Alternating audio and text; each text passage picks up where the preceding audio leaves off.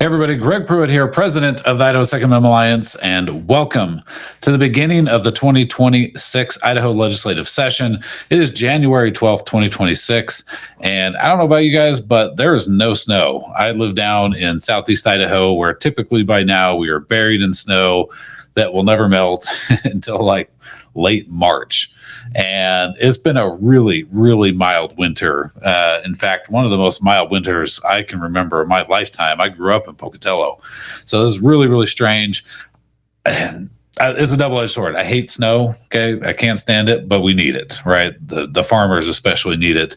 So it's not really a good thing, but I'm not exactly complaining either that I'm not buried in snow right now. So with that being said, today was also the State of the State address. Governor Little came out, gave his speech, which was rather uninspiring and just some vague stuff about how we're going to dump more money into education and we're going to spend more money on the launch program and some other stuff. I mean, so there's a lot to unpack with the budget and the current state of Idaho, but we're not going to get into that. What was not said, and I don't know that has ever really been said by an Idaho governor in the state of the state, was any mention of gun rights. Gun rights in Idaho are kind of one of those things where, look, we have a great state. Okay, it's one of the best in the country for gun rights.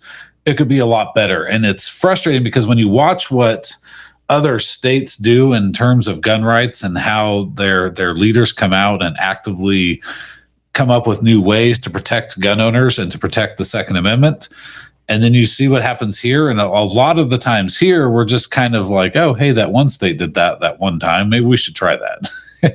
And so I don't know that we've ever had anybody higher up in government really leading the charge for gun owners. That's been actively missing for a really long time. And you may think, well, what else is there to do? There's a lot of things that we could do. I could probably come up with 24 different pro-gun measures that we could do to protect gun owners in Idaho. We're just not doing it. So, and that's in part because we don't have the leaders at any level of government, essentially, that are in control, that are actively out fighting for gun owners. And I'm not saying that they're all anti-Second Amendment. That's not what I'm saying. It's just not a priority for them. Gun owners aren't a priority for a lot of these folks. And so that means it's all the more important that you continue to fight for the things that you want as gun owners, and that the ISA will stand next to you and with you in the fight to protect the right to keep and bear arms, to make Idaho, I want Idaho to be the state where everybody in the country goes, holy crap. Like, I would love to live in Idaho, but please don't move here. We're already overcrowded.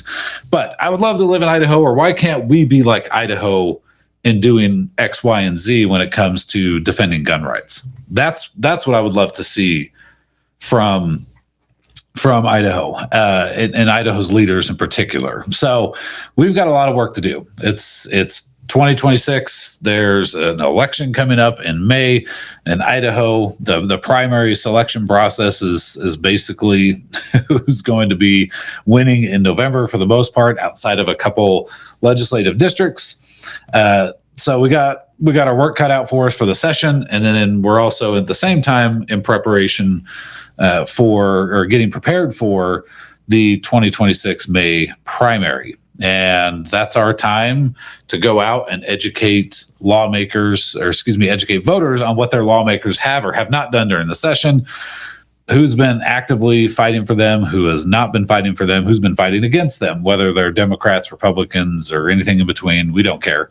We're here to educate voters, and it's up to the voters ultimately to decide if they're going to hold those lawmakers accountable for what they have or haven't done when it comes to gun rights. So lots and lots of work ahead in the coming months. We hope you guys will join. If you haven't already, go to joinisa.com, become a member, and you're going to be getting emails and action alert items over the coming weeks and months on things that we need your help with. And ultimately, look, I'm one person. I can't do it all on my own. So if you're not standing with us and when we put out those action alerts, if you don't take action, then none of it matters. Okay. Because again, I'm just one person. Ultimately, you are the best person to get your lawmaker to to implement the wishes you have when it comes to gun rights, because you have the power to toss them out of office if they don't. So I can only do that in my one legislative district. Okay. It's up to you guys to really make the difference in the end. And that's what you have done for over 13 years now, is make a huge difference in shifting the gun rights movement. When the ISA first began, we were ranked 32nd in the nation, I think, is in terms of pro-gun states, and we're all the way up to second, or in the top, consistently in the top.